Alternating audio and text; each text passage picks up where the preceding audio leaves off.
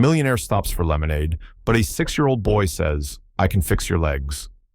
A coin hits the counter with a soft clink, and in that one small sound, a life begins to change.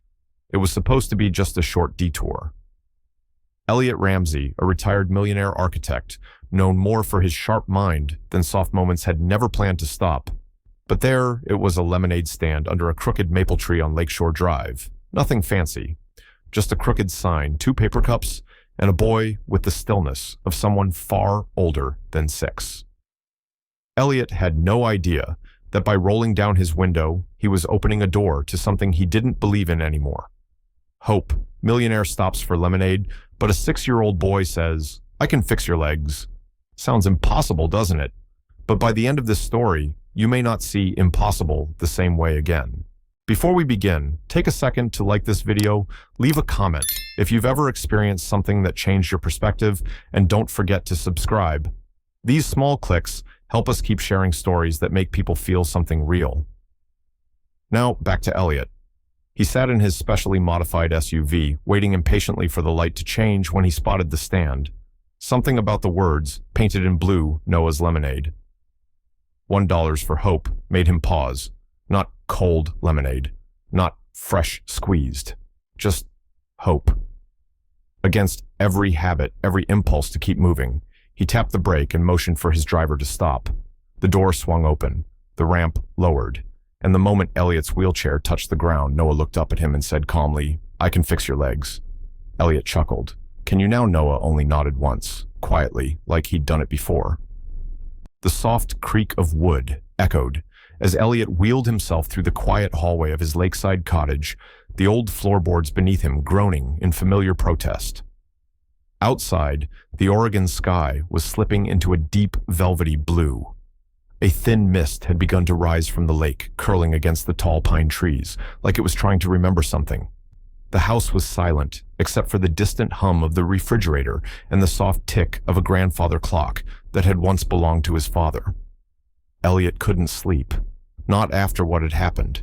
He'd gone to bed early, hoping the feeling in his foot would disappear by morning. That maybe it had just been some fluke nerve memory or wishful thinking. But the more he tried to dismiss it, the louder it became in his head.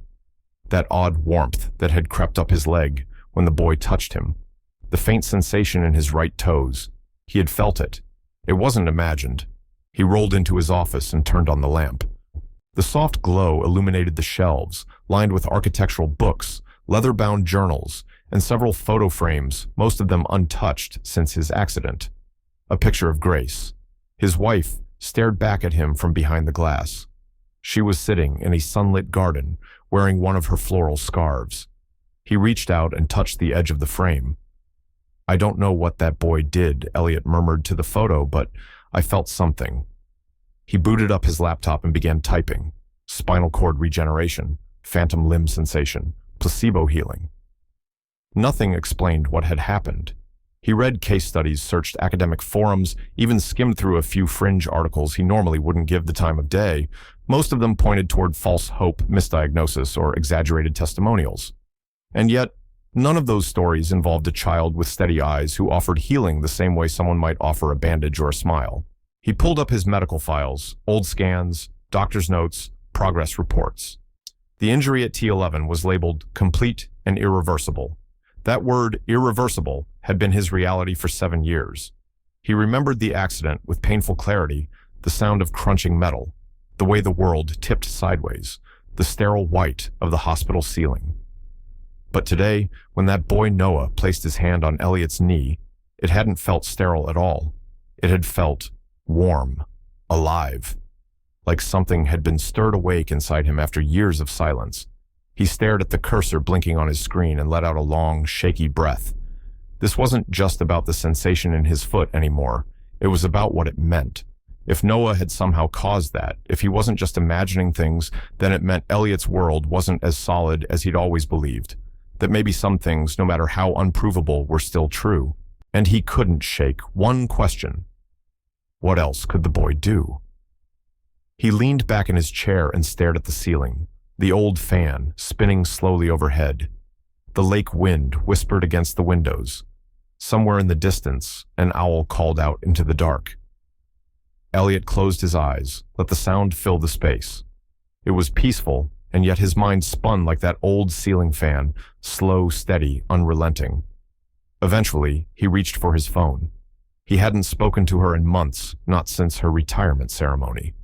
But if anyone would understand what he saw, what he felt, it was her. He scrolled through his contacts and tapped her name, Dr. Leela Brooks. The line rang twice before her voice came through, groggy but familiar. Elliot, it's nearly midnight, I know. I wouldn't have called unless I really needed to. Silence. Then her voice softened. What happened? I need you to come with me tomorrow. There's a boy. I met him today at a lemonade stand. A boy, Layla, please. I just need 5 minutes of your time. Just come. Bring your stethoscope. Bring your skepticism if you have to. I just need you to see him. More silence. Then a sigh. All right. Morning, 10 o'clock. Lakeshore Drive. You won't miss the stand. Elliot hung up and sat in the dark for a moment, listening to the wind knock gently against the windows. Then he wheeled over to the bookshelf and pulled down a thick, leather-bound journal. He hadn't opened it in years. It had been Grace's idea back when his hands were still steady. Write about what hurts, she'd said. It doesn't have to fix anything, but it might help you carry it. He flipped to a blank page, then picked up a pen. He paused, then slowly began to write. August 12th. Today a boy told me he could fix my legs. I laughed, then my foot moved. He stared at the sentence, then underlined the last 4 words. Then my foot moved. The morning light crept gently across the windowsill, casting long streaks of gold across the floorboards. Elliot was already dressed khaki slacks, a navy sweater, and the clean pair of shoes he rarely wore. Not because he expected to walk, but because something about that small act felt symbolic. Marcus, his longtime assistant and occasional driver, had just pulled the SUV into the driveway when a car rolled up behind them. Layla stepped out, wearing dark jeans and a gray sweater, a worn leather bag slung over her shoulder. She looked older than the last time he'd seen her, more silver in her hair, more lines around her eyes, but she still had that same steady presence, the kind that made people feel safe without realizing why. You look good, she said, offering a small smile. You always say that. I mean it less every year, she teased gently. They both chuckled. Then she added, all right, where's this magical lemonade stand? 10 minutes later, the SUV came to a quiet stop at the same crooked corner beneath the maple tree. The yellow sign still hung loosely, Noah's Lemonade. $1 for hope. The stand looked exactly the same, but the moment they stepped out, something felt different. Stillness in the air, as if the moment had already been waiting for them. Noah looked up from behind the counter. He was wearing the same striped shirt, the sleeves too long for his arms. He didn't smile this time. You brought someone, he said simply. She's a doctor, Elliot explained. A good one, and a friend. Noah nodded. She doesn't believe. It'll be harder. Layla exchanged a glance with Elliot. What do you mean, harder? But Noah had already walked around the counter and was standing in front of Elliot's chair.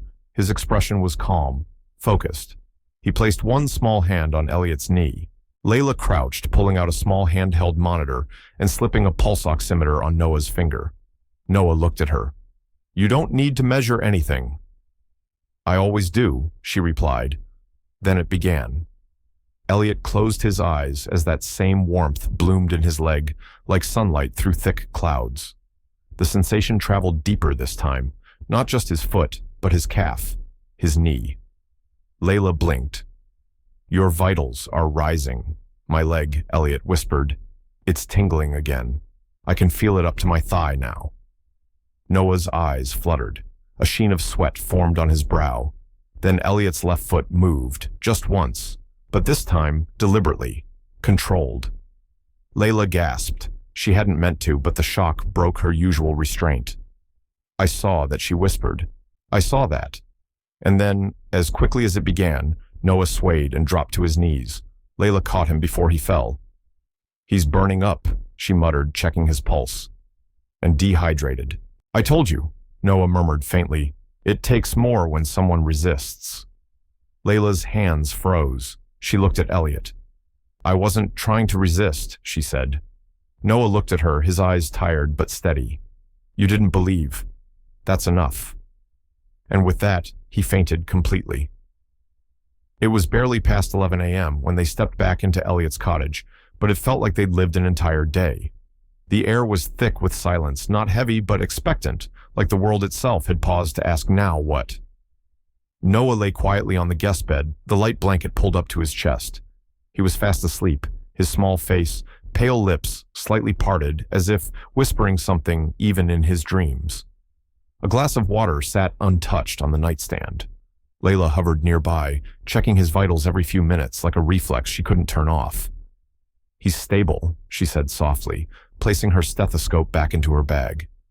"But that boy just drained himself for you, Elliot." Elliot nodded, still gripping the arms of his chair. And yet, he smiled before he passed out. Layla looked at him. "You moved your foot. I saw it. Not a twitch, a response, a command. That's not medically possible." "I know." She sat down heavily in the chair across from him, pinching the bridge of her nose. "I'm not ready for this." Neither was I. Outside, the lake glinted under the rising sun. It should have been a calm, peaceful morning. But in this house, everything had changed, quietly but completely. Layla turned back to Noah, studying his small frame. "We need to know what's happening inside him, how he's doing this. Is it neurological, something cellular? A gift. A curse." Elliot looked down at his leg, at the calf muscle he hadn't seen flex in years. What if it's none of those things? Then what? He met her eyes. What if it's something else?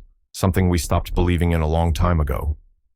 Layla was silent, not dismissive, just still. After a moment, she stood. "I want to take him in for tests. Quietly. No one needs to know." "No." The word came sharp and certain from the hallway. They turned. Noah was standing in the doorway, one hand gripping the frame, his body shaky but upright. "No hospitals." Layla rose. "Noah, I'm just trying to help you. You fainted. You could be, I'm not sick," he said gently. "Just tired. That's how it works. How what works?" Noah slowly walked into the room and sat down on the edge of the couch. "The healing. It uses my energy. When someone doubts, it takes more. Belief helps. It's like water for the roots." Elliot watched him carefully. "Is that why you look older today?" Noah gave a tiny nod. Layla crossed her arms, trying to make sense of what she was hearing. "You're saying your body ages when you heal people?" "No, not exactly. It's not age, it's wear, like stretching something too thin." "But why?" she asked. "Because some things weren't meant to be fixed by force. They have to be received." Elliot's voice came low. "You said belief helps. Does that mean I have to believe in magic?" "In miracles," Noah shook his head. "Not magic, just possibility." He looked out the window at the lake. Most people stop believing things can change. They get comfortable with how things are even when they hurt. That makes healing harder. Layla's voice softened. "And how do you do this? Where does it come from?" Noah glanced down at his hands. "I don't know exactly, but I think I was given it for a reason." Elliot watched the boy, wondering how a 6-year-old could carry such stillness, such clarity. He had met CEOs, surgeons, artists, men and women trained in decades of discipline, and none of them held themselves like this child did. It wasn't pride, it was peace. "Do your parents know?" Layla asked gently. Noah's face darkened.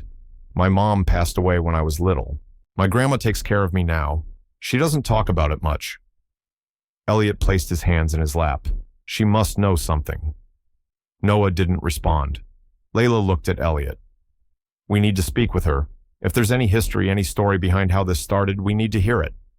Elliot hesitated. He said no hospitals, maybe no interrogations too. "I'm not trying to interrogate him, Elliot. I'm trying to keep him alive." "I am alive," Noah said softly, looking up. "Just tired." The room fell quiet again. Then almost shyly, Noah reached into his pocket and pulled out a folded slip of paper. He handed it to Elliot. "What's this? Come back tomorrow," Noah said. "There's someone you need to meet." Elliot opened the note. It was a name and an address. handwritten in neat, careful print, Mrs. Sun Hee Kim. 43 Sycamore Lane. That afternoon, Elliot and Layla made the short drive to Sycamore Lane. It was a quiet street near the edge of town, shaded by large elms and lined with modest homes. At number 43, a white bungalow sat behind a low picket fence. The garden was filled with wildflowers and herbs, lavender, rosemary, marigolds blooming in mismatched pots. Mrs. Kim opened the door before they could knock. She was a small woman in her 70s, her hair pulled into a simple bun, her clothes plain but neat. Her eyes, though aged, were clear and sharp. "You're the one he helped," she said, looking at Elliot. "I am." She opened the door wider. "Then come in. You should hear the truth." Inside the home smelled of ginger and warm tea. Wind chimes jingled softly at the window. They sat around a small table. Mrs. Kim poured tea into 3 ceramic cups, her movements slow but practiced. "He was 3 when it started," she said. "Fever so high I thought I'd lose him. We rushed to the hospital, but we were too late. His little heart stopped. The doctors said they were sorry. I sat beside him and held his hand. I prayed. Not like a proper prayer, just a cry. I said, 'If anyone can hear me, take me instead.'" She paused, and then he breathed. Layla leaned forward. "You're saying he died for almost a minute, then came back, but he wasn't the same." She sipped her tea, her voice calm. "He started knowing things, little things at first, where I'd left my keys, when the phone would ring. But then came the healing. The boy next door scraped his knee. Noah touched it, gone. My arthritis gone. The mailman's limp gone. But every time he'd sleep longer, wake up looking paler." Elliot said nothing, just listened. Mrs. Kim looked at him directly. "He's not a miracle. He's a bridge between what is and what could be." Layla broke the silence. "Has anyone else tried to use him?" "Oh yes," she said with a dry smile.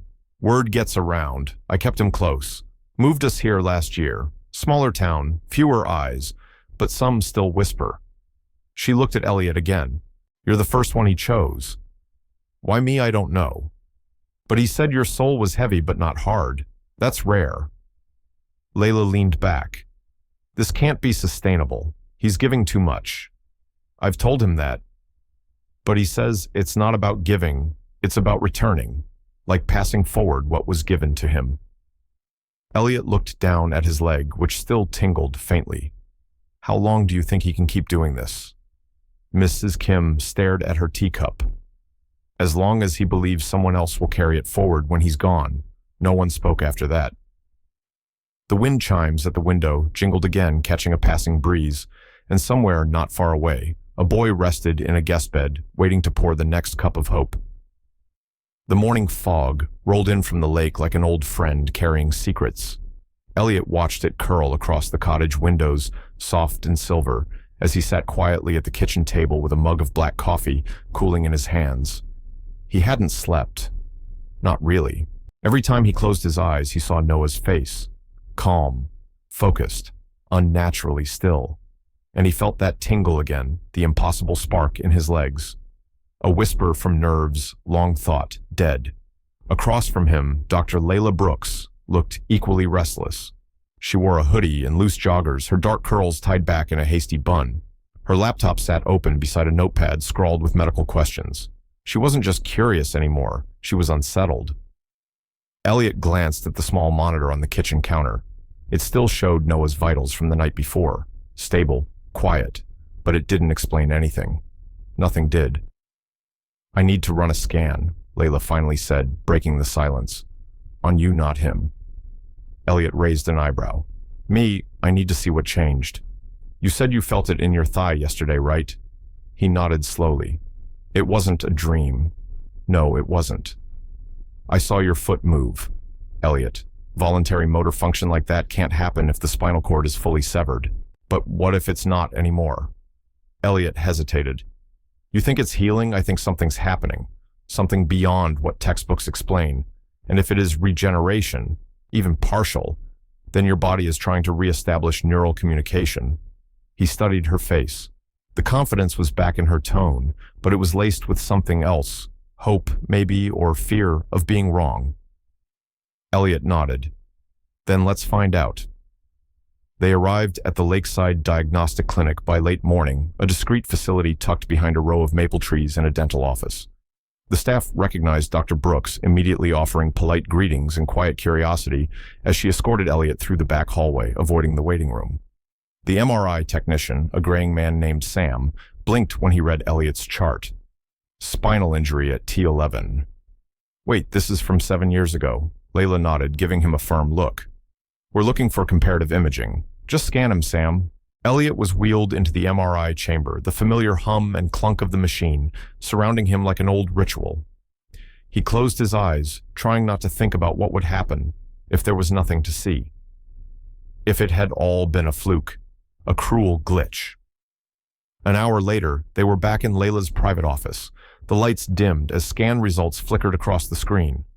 Elliot watched as she zoomed in, adjusted contrast, layered old and new images side by side. Then she went very still. Talk to me, he said. Layla didn't speak at first. She just pointed to the monitor. Look here, right at the injury site. He leaned forward, squinting. Where the old scans had shown a clean break, dark, lifeless space across the spinal cord, there were now pale, thread-like structures creeping across the gap, like vines reaching across a broken bridge. What is that nervous tissue? Layla whispered, unorganized, but present, and growing. Elliot's hands tightened on the arms of his chair. You're sure I am. Her voice was thick. Elliot, this doesn't happen, not naturally, not after 7 years. The body doesn't just wake up one day and decide to grow new neurons across a complete lesion. Then it's him, Elliot said quietly. It has to be. They sat in stunned silence for a long moment, letting the image glow softly on the screen. Then Layla leaned back, folding her arms. We need to talk about what happens next. You want to study him. Of course I do. You've seen what he can do. But more than that, I want to protect him. If anyone else finds out, they'll want to use him, or silence him. Elliot rubbed his temples. He's just a child with an ability the world isn't ready for. There was a soft knock on the office door. Sam peeked in, holding a printed image in his hand. Dr. Brooks. Sorry to interrupt. I printed a cross-section for you. You might want to see this. She took the paper from him and her expression shifted. What is it? Elliot asked. Come look. The cross-section revealed not just the new tissue, but subtle activity, tiny pulses indicating active signaling.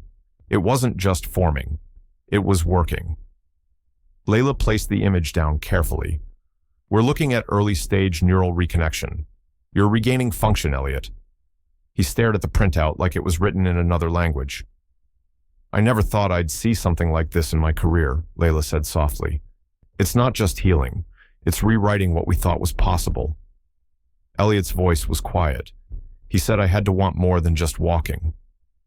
What does that mean? I don't know. He met her gaze.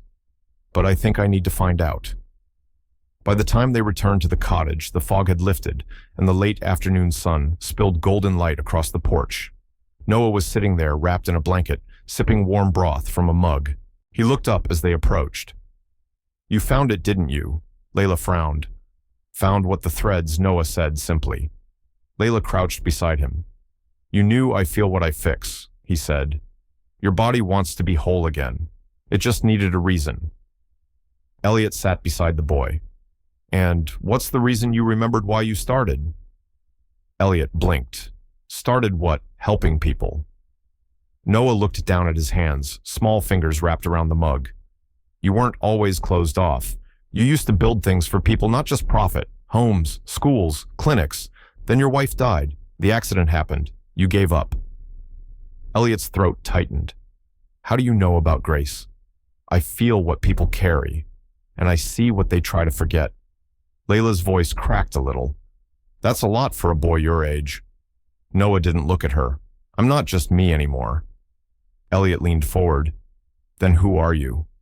Noah turned his gaze toward the lake. Someone who's trying to finish what he started before he fades. Silence settled over them like a soft blanket. After a moment, Elliot spoke again. We want to help you, Noah. Not just understand how, but protect you. Noah looked at him. Then don't tell anyone else. Not yet. People come with fear first, then greed. Layla nodded. We won't. But one day soon, the boy said, you'll need to show them, all of them, because this isn't just about you and me anymore.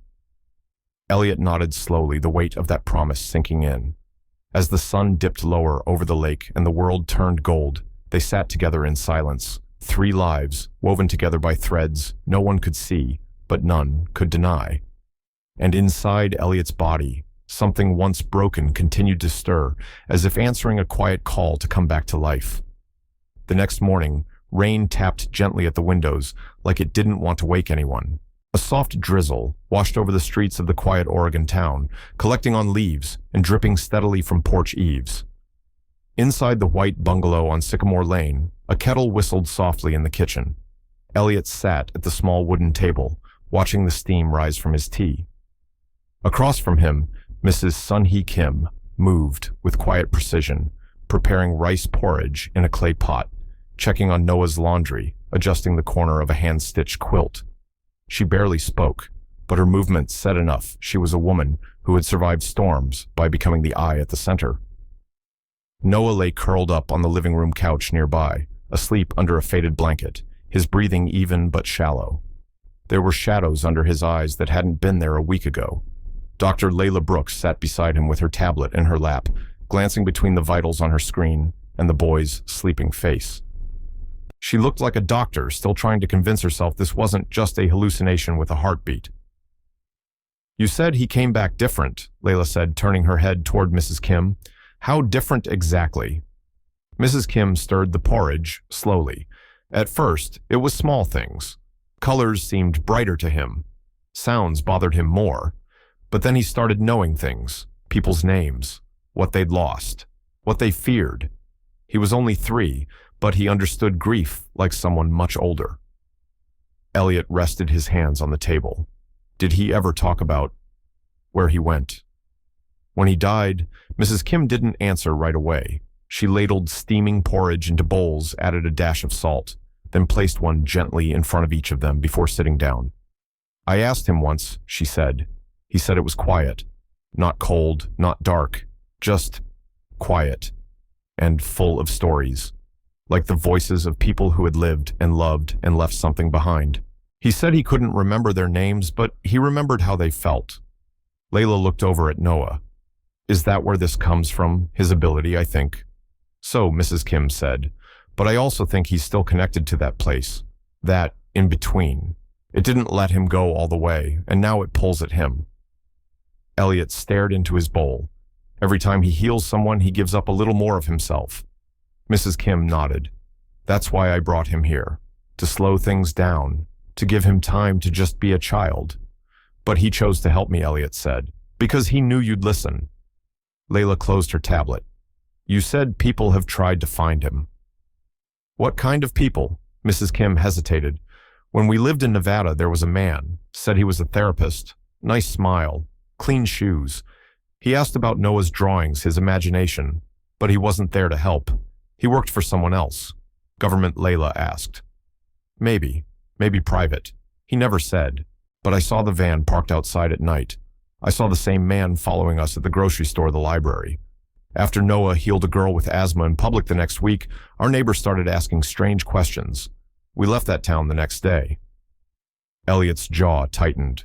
They're still looking for him. Mrs. Kim nodded. And if they find him again, they'll take him. Layla stood and walked to the window. She pulled the curtain back just slightly. A black sedan rolled slowly down the street, rain streaking its windshield. No one looked out, but the sight of it chilled the room. They already know, she whispered. Mrs. Kim didn't flinch. Then we don't wait. We act. Elliot frowned. What do you mean? The old woman rose from her chair and walked to a small cabinet in the corner. She unlocked it with a tiny brass key and removed a worn leather folder, laying it on the table in front of them. Inside were photos, newspaper clippings, medical records, handwritten letters. Elliot and Layla leaned in. These are the others, Mrs. Kim said quietly. The ones like him. Layla flipped through the pages slowly. One photo showed a girl in India who reportedly cured her grandmother's blindness. Another, a boy in Kenya who was said to have saved a school bus full of injured children just by touching them. But there's a pattern, Mrs. Kim said, pointing to a line of dates. They disappear. Every single one. Elliot stared down at the folder. What happened to them? No one knows. Families stopped talking. Some claimed the children had run away. Others said nothing at all. Layla's voice was hushed. You think they were taken. I think they were studied. Used. Maybe worse. Noah stirred slightly on the couch, murmuring something in his sleep. Mrs. Kim walked over and brushed a hand across his forehead. When they come, she said he'll feel it. He always does. Elliot stood slowly. Then we need a plan. We don't have time to wait for them to knock. Layla crossed her arms. I could pull some strings, transfer him to a private pediatric facility I trust. No hospitals, Mrs. Kim said gently. Not for testing, Layla insisted. For safety, discretion. It's quiet, it's remote, and the staff owes me favors. Mrs. Kim hesitated. Maybe. Elliot looked at them both. What if we didn't hide him? What if we made a place where he could heal? On his terms, they both turned toward him. A community space. Elliot continued, privately owned, off the books. Somewhere people can come quietly. Where he doesn't have to be a secret, just safe. Layla frowned. You're talking about creating a sanctuary. That takes resources. Time. I have both, Elliot said simply. I still own a property on the edge of town, an old rec center. We were going to sell it. It's got space, privacy, and no official ties. Mrs. Kim narrowed her eyes. And no one would know, not unless we told them. They were silent for a moment. Then Noah's voice came groggy, but clear. I'd like that. They turned to see him sitting up the blanket sliding from his shoulders.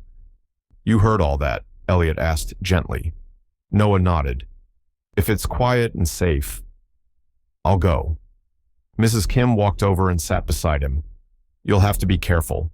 You can't heal everyone, I know, he said softly. But I can try. A little at a time. Elliot stepped forward. Then we start tomorrow. Quietly. Just us. No press. No one else. Layla nodded slowly. I'll get the medical supplies, vitals monitors, mats. Nothing flashy. Mrs. Kim looked at Elliot. You really think this can work? I don't know, he said honestly, but I know he deserves to be more than a secret. Noah looked up at them all. I don't want to be special, he said. I just want to help, without being afraid. The rain continued outside, steady and soft.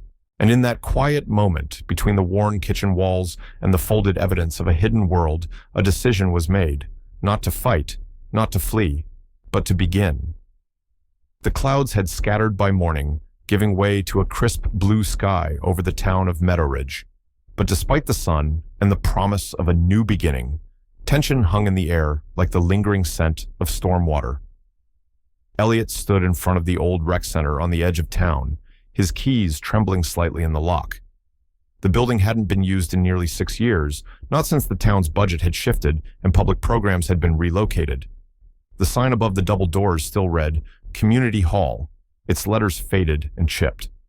Vines curled around the railing like shy fingers, reclaiming the space. But to Elliot, it looked like possibility. Layla arrived moments later in her SUV, the back packed with supplies, folding mats, diagnostic kits, thermometers, blankets, even a portable ECG. Noah sat in the back seat, quiet but wide-eyed, peering out the window as if taking mental snapshots of everything. Mrs. Kim rode in the passenger seat. Her hands rested calmly in her lap, but her eyes were alert, always watching. It's bigger than I remembered, Layla said, stepping out and shielding her eyes from the sun. I had it cleaned yesterday, Elliot replied. Dust was an inch thick in some rooms, but the bones are good. Plumbing works. Power's back on. They unloaded in silence, each of them moving with purpose. Layla turned the main hall into a makeshift clinic. Nothing formal, just a few chairs and mats. In a semicircle, one folding table with her equipment and a screen for privacy. Mrs. Kim swept the entryway, while Noah walked the halls slowly, his fingers grazing the walls as if he was listening for something unspoken. By mid-morning, the transformation was modest, but comforting. Soft light poured in through the high windows, and the building no longer felt like a relic. It felt like a sanctuary in the making. Noah settled on a mat near the window, legs folded, eyes closed. He looked more rested than he had in days. Mrs. Kim handed him a thermos of barley tea. He sipped quietly, breathing in its warmth. Elliot rolled up beside him. "Is it okay? This place?" Noah nodded slowly. "It's good, quiet. They didn't advertise, no flyers, no announcements. Just quiet, word-of-mouth people Layla trusted, patients she knew personally." That afternoon, two arrived. A woman in her 30s with chronic migraines and a retired school custodian named Hector who'd struggled with neuropathy for years. Noah didn't promise anything. He never did.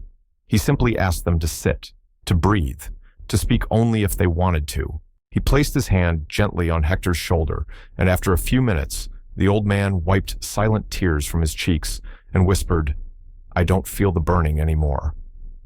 By sunset, 3 more visitors had come and gone, each touched in small, gentle ways.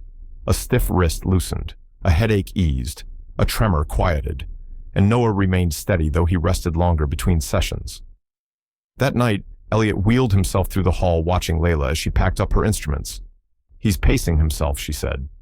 "He seems lighter today," Elliot replied. "He is, but I don't know how long that will last." They stepped outside. The sky had turned a deep indigo. Stars winked into view. Across the street, parked just outside the town grocer, a black sedan sat idling. No one emerged, no one stepped out. But the presence was clear. Layla noticed it first. "That car's been circling since 3 this afternoon." Elliot turned slowly. "You sure? Same plates. I memorized them. And that's the 3rd time it's pulled into view today." Mrs. Kim joined them quietly on the steps. He felt it too, before the rest of us. Elliot's voice was low.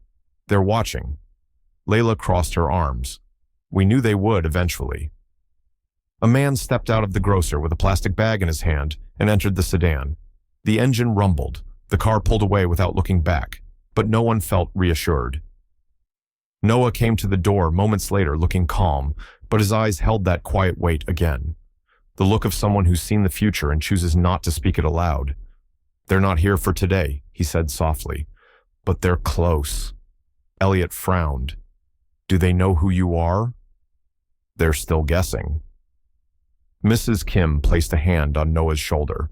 "Then we stay ahead of the guessing, until we're ready."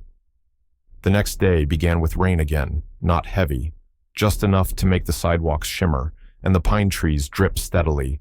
Inside the center, they kept things quiet, one visitor at a time, each one carefully vetted by Layla. No names on paper, no photos, just handshakes and conversations. But even with caution, word traveled.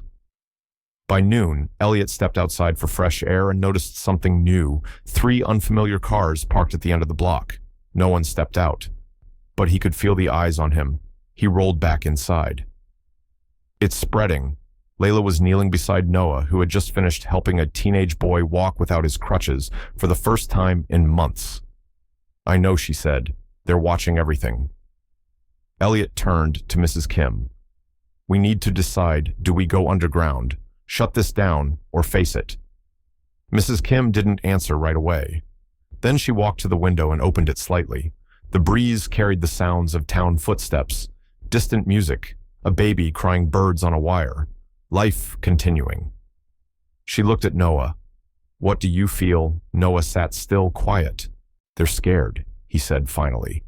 "But not of me, of what I represent." "And what's that?" Elliot asked. "A world they don't control." That night, Elliot stayed late after everyone had gone. He sat in the old office near the back, the walls lined with faded community posters, blood drive reminders, old Zumba schedules, a flyer for a missing cat. He stared at the papers until his eyes blurred. Then he felt it faint but real, a twinge in his left leg, a ripple across his thigh muscle. He leaned forward slowly, and then he stood, not for long, just a second. His balance wobbled. He grabbed the desk, but he stood, alone, with no one to witness it but the flickering fluorescent bulb above his head. He lowered himself back into the chair, heart pounding. Tomorrow he would tell Noah. But tonight, he just sat there breathing as the weight of 7 years lifted in quiet awe. Outside in the shadows of Main Street, someone else was watching too. And now they knew. The boy could heal, and the man could stand. The stars were unusually bright over Meadow Ridge that night. The rain had passed through, leaving behind a crisp, clean sky that glistened with quiet wonder. Pine trees framed the lake like silent sentinels, and the breeze whispered through the cottage walls with a softness that felt like a lullaby. Inside Elliot's home, the fireplace crackled steadily. It wasn't cold, not really, but the fire had become part of their routine. Something grounding, something ancient. Noah sat cross-legged on the rug, his hands wrapped around a cup of warm tea. Mrs. Kim knitted quietly on the sofa nearby, her fingers moving rhythmically, never missing a beat. Layla leaned against the mantel arms, folded watching the flames. And Elliot. He was standing. Not just for a second. Not just a shaky lurch clutching furniture. He stood unaided near the window, his silhouette framed by moonlight. His legs, though unsteady, held him like they remembered how. "I haven't told anyone else," he said, his voice quiet. "Not yet. Not even Marcus." Noah looked up. His eyes didn't widen in surprise. They simply softened. "I felt it this morning," he said. "You walked a little, didn't you?" Elliot gave a faint smile. "A few steps, back at the center. It didn't feel like walking used to, but it felt real." Layla pushed off the mantel. "That's significant regeneration. Faster than I thought possible. You're ahead of schedule if there ever was a schedule." "It's not just physical," Elliot said. "I feel clearer, lighter, like there's space in me again." Mrs. Kim didn't look up from her knitting. "Because you made room for belief." Layla glanced at her. "I'm still not sure I believe in the right way. I'm trained to explain things, define them." "This," she looked toward Noah. "I'm still catching up." Noah didn't seem offended. "You're asking the right questions. That's belief too." Elliot turned from the window and slowly, carefully made his way across the room. He didn't rush. Every step was deliberate, with his hands relaxed at his sides. When he reached the chair beside the fire, he sat down gently, letting the hush of the moment settle around him. "We have a problem," he said softly. Layla's eyebrows lifted. "That's how you lead after standing for the first time in 7 years." He gave a weary smile, maybe because standing made the world look bigger again. He took a breath. "They're getting closer, watching from the grocer's lot, following Marcus when he leaves work. Even the center's mail has been opened." Mrs. Kim didn't stop knitting. "The longer we stay still, the more we invite the wrong attention." "We're not equipped for a confrontation," Layla added. "And Noah, he's only one child." Noah looked down into his tea. "We might not be alone." Elliot straightened. "What do you mean?" Noah was quiet a long moment before he spoke. "Sometimes, when I sleep, I feel others, like echoes, people like me. Not in this town, but out there. I don't know names or places, but I know the feeling. Some are scared, some are sick, some are broken." Layla stepped closer. "Other children with abilities, I think so. Not all like me, but close, like we were touched by the same wind." Elliot leaned forward. "You think the people following us, whoever they are, have found the others I don't know, but I think some were taken, and some turned into something else." Mrs. Kim's hands finally stilled. "They'll want you too, maybe more than anyone." Noah nodded. "Because I'm still whole." Layla paced in front of the fire, her mind already moving through possibilities. "We need a way to protect him without isolating him. If they believe he's just one child in one town, they'll think they can contain this." Elliot looked up. "What if we flip that?" Layla paused. "What do you mean we let the idea spread but not the details? We let it become folklore, whispered, too many leads to follow, too many possibilities. We stop being a target and become a myth." Noah looked intrigued. "You want to hide me in plain sight?" "Not you," Elliot said. "The idea of you. If there are others, let people believe they're everywhere, that healing isn't coming from one boy in one town, but from something much bigger." Layla slowly nodded. "That could work. If the story is bigger than the person, it's harder to contain the truth. But it means," Mrs. Kim said gently, "you'll need help, real help." Elliot looked toward the fireplace. I've already started making calls. Layla narrowed her eyes. To who? To the people who used to trust me, he said, before the accident, before I disappeared into my own grief. Architects, planners, funders, some owe me favors. Others still believe in the work we used to do before it all became about contracts and margins. You're rebuilding, Mrs. Kim said. I want to, Elliot replied. Not just buildings, trust, purpose, community. If we can create quiet centers like ours, places where healing isn't bought or forced, then the people following us won't know where to look. Layla looked at Noah. What do you think? Noah looked into the fire for a long moment. Then he nodded. It's time. Elliot smiled. Then we'll start tomorrow, one conversation at a time. The cottage fell quiet again. Later that night, after Mrs. Kim had gone to bed and Layla began reviewing her notes, Elliot stepped out onto the porch. Noah joined him a few minutes later. They stood side by side in the moonlight, one man learning to walk again, and one child caring more than he should. You're not afraid, Elliot said, watching the lake shimmer under the stars. I used to be, Noah replied, but not anymore. Why? Noah looked up at him. Because you stood. Elliot smiled, eyes glistening. You made that possible. Noah shook his head. You chose it. I just reminded you how. They stood in silence, listening to the night sounds, crickets, water lapping against the dock, the rustle of trees. Then Noah spoke again. They're coming soon, the ones who think they can control it. How do you know? I felt it, Noah said. A coldness, like something searching for a gap. Can we stop them? No, he said softly, but we can be ready. Elliot placed a hand on the boy's shoulder. We will be. And under that starlit sky, with a world quietly shifting around them, they both knew the battle wasn't far off. But neither of them stood alone anymore, and that made all the difference. The community center smelled of lemon oil and fresh paint. Sunlight streamed through the old high windows, now clean for the first time in years, and dust motes danced in the bright beams like confetti caught midair. It was quiet, still peaceful, but beneath the surface, the air buzzed with quiet anticipation. Elliot walked through the wide hallway with a measured pace, one hand resting lightly on the rail as he moved. No wheelchair, no cane, just his legs cautious, but working, learning again, how to carry the weight of his body and memory. Every step felt like a quiet miracle. Noah watched him from the main hall, sitting on one of the new yoga mats they'd laid out along the floor. He didn't speak. He just smiled, small, calm, the way someone might smile watching the tide roll in after a long drought. Layla stood beside a cart of neatly stacked blankets and bottled water, scanning the schedule she had scribbled in her notebook. 3 families today, she said. Small group, just like we planned. Good, Elliot said. Let's not overwhelm him. Mrs. Kim was brewing tea in the tiny kitchenette off the hall. The kettle hissed as she worked, as if it too had been revived for this new beginning. The door creaked open just after 10. The first visitor was a young woman named Carla and her daughter Mia, a shy girl with a soft pink cast on her arm and wide, uncertain eyes. Layla welcomed them with her usual gentle authority, checking Mia's vitals and confirming her doctor's release notes.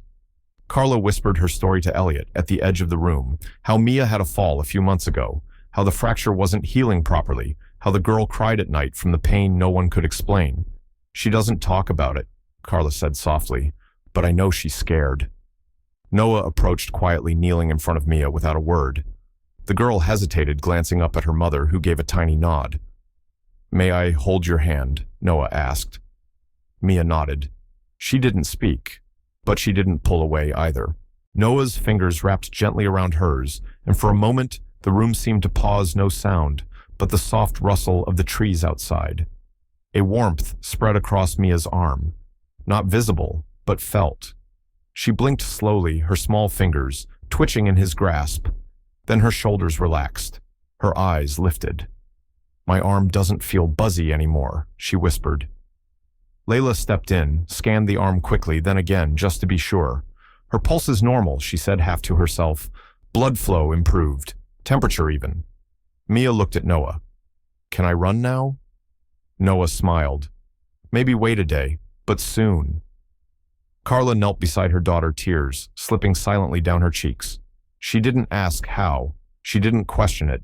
She just gathered Mia into her arms and held her for a long moment. The second family came just after noon. A man named Luis and his wife Ana brought their teenage son Mateo, who walked with a limp from a nerve injury no surgery had ever corrected. He had been an athlete, once runner soccer player, but now he moved stiffly like he didn't trust his own feet. Mateo didn't speak much. He stood at the back of the room with his hands in his jacket pockets, watching others carefully. But Noah didn't force anything. Instead, he walked the room with Elliot, teaching simple exercises, stretches, and breathing rhythms. "We're not just here to fix what hurts," Noah said aloud, his voice carrying with surprising clarity. "We're here to remember what we can do with what's left." He reached out his hand toward Mateo. "Walk with me." Mateo hesitated, then shrugged. "I guess." They walked the length of the hall together, slow at first, then faster. At the end, Mateo turned suddenly as if testing something and walked back without hesitation. His limp was still there, but smaller, less pronounced. Like it had been told, it no longer had the final word. His mother covered her mouth, sobbing quietly. His father just nodded, eyes wet, proud, and silent. The third family was different. They didn't knock. They arrived late in the day, a man in a charcoal jacket with a quiet voice and a boy in a hoodie who wouldn't meet anyone's eyes. No one had recommended them. They hadn't come through Layla. Elliot noticed it immediately, the hesitation, the pause before they entered, the way the man's eyes scanned the room, not out of awe, but out of calculation. Layla stepped forward. "I'm sorry we're at capacity for today. We can put you on the list for—" "We don't need an appointment," the man interrupted. "My son was invited." Elliot frowned. "By who?" "By someone like him," the man said, jerking his chin toward Noah. Noah stood still, watching the boy in the hoodie, his expression unreadable. "What's your name?" he asked softly. The boy hesitated, then muttered, "Jaden." Noah nodded. "You're one of them." Jaden looked up sharply. "You can feel it too."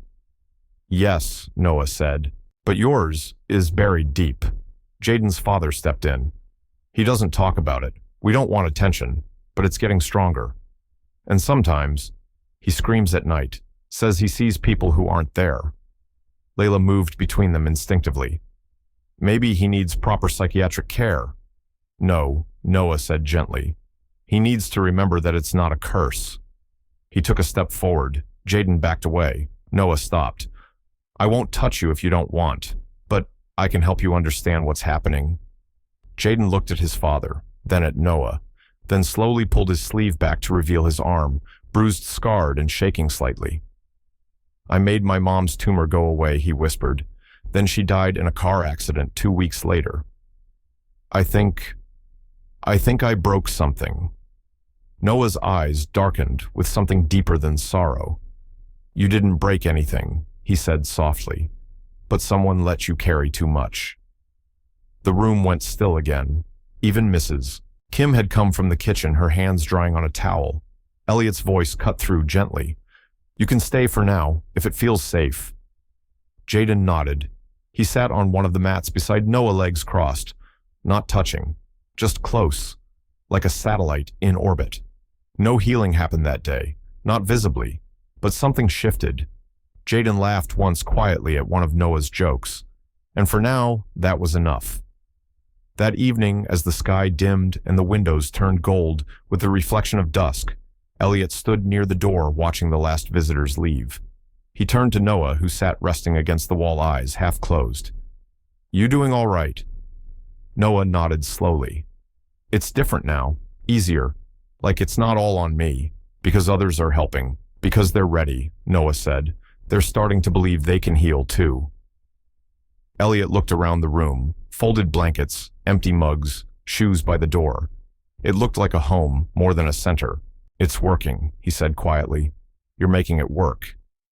Noah looked up at him. "We're making it work." Elliot smiled. Then his phone buzzed. He pulled it out and checked the screen. Unknown number, one message. "You've drawn too much attention. They're coming." He looked up sharply.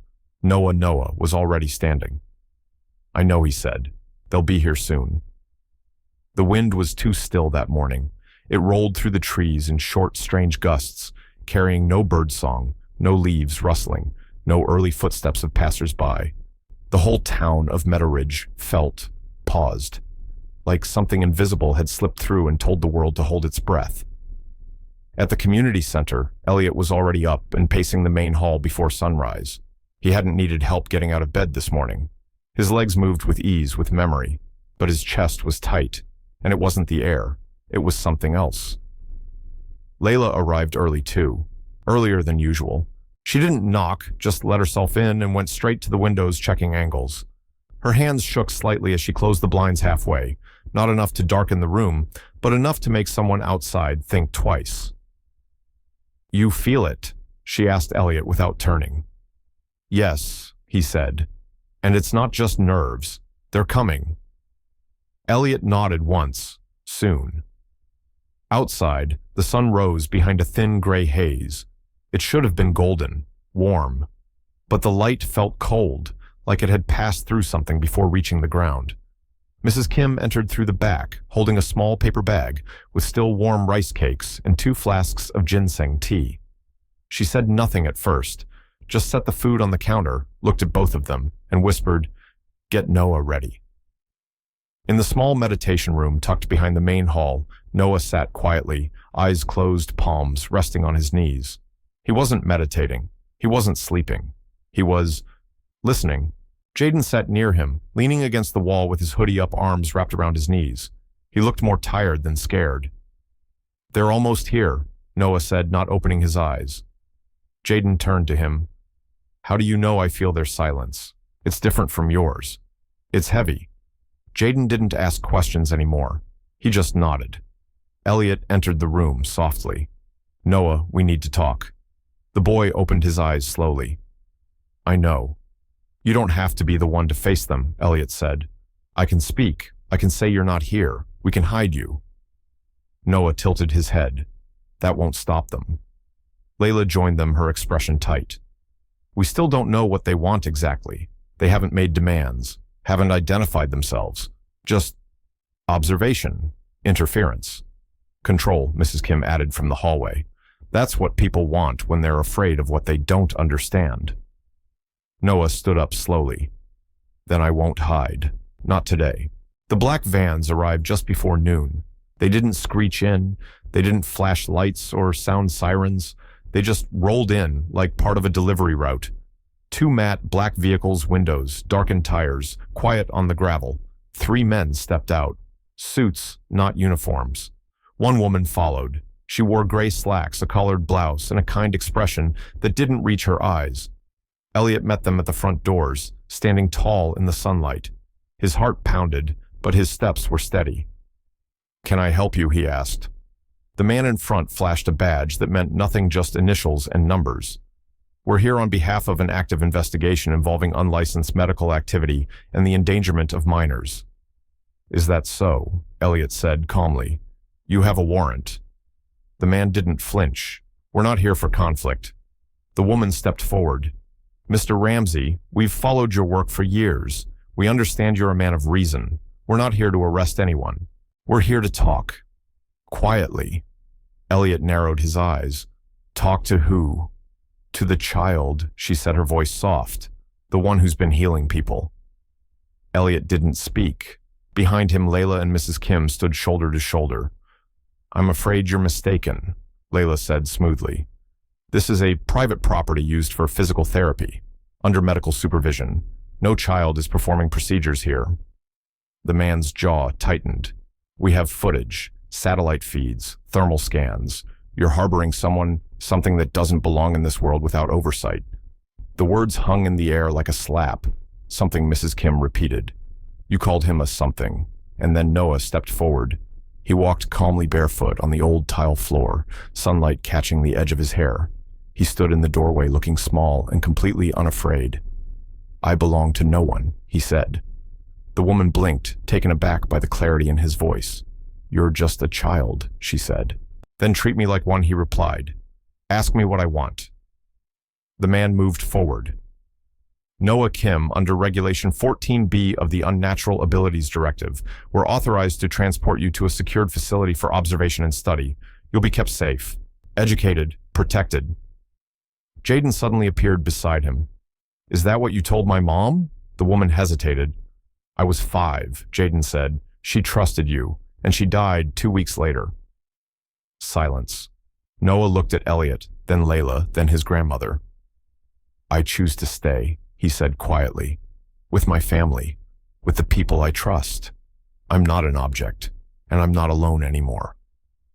More people were arriving now quietly by word of mouth, families who had visited the center, people who had been touched by Noah's presence. They stood at the edges of the street, watching, not speaking. Witnesses. The agents looked around, their control slipping. The woman's voice was gentler now. We can't guarantee your safety here, Noah. There are others out there, other forces. You'll be a target. I already am, he said. But at least here I have a voice. Elliot stepped forward. We'll record this conversation. I suggest you return with legal documentation if you intend to remove anyone. The man stiffened. You don't understand what you're dealing with. No, Elliot said softly. You don't. The agents looked at one another. For a moment, it seemed like they might push. Then something shifted. Noah stepped off the porch onto the gravel path and placed his hand on the man's arm. Just briefly. A flicker passed between them. Not light, not color, just awareness. The man froze. Then slowly his expression changed, shoulders relaxing, his posture, softening like a weight had slipped off his back. He looked at Noah, stunned. What did you just— I showed you what it feels like not to be afraid, Noah said. Just for a moment. The man took a step back. The woman raised her hand slightly. That's enough. She turned to Elliot. This isn't over. Elliot nodded. It never is. The vans pulled away, and the crowd began to applaud, not loudly, not like a stadium, but steady, certain, not for spectacle, for strength, for choice, for a boy who had drawn a line and stood on the right side of it. Noah turned back toward the building. Jaden followed him inside, and the quiet began to return, not empty, not threatened, but full of something that felt a lot like peace. Weeks passed. The vans never returned, but more families did, some quietly, some in tears, some with nothing but hope in their eyes. The center grew not in size, but in spirit. Elliot walked unaided every morning.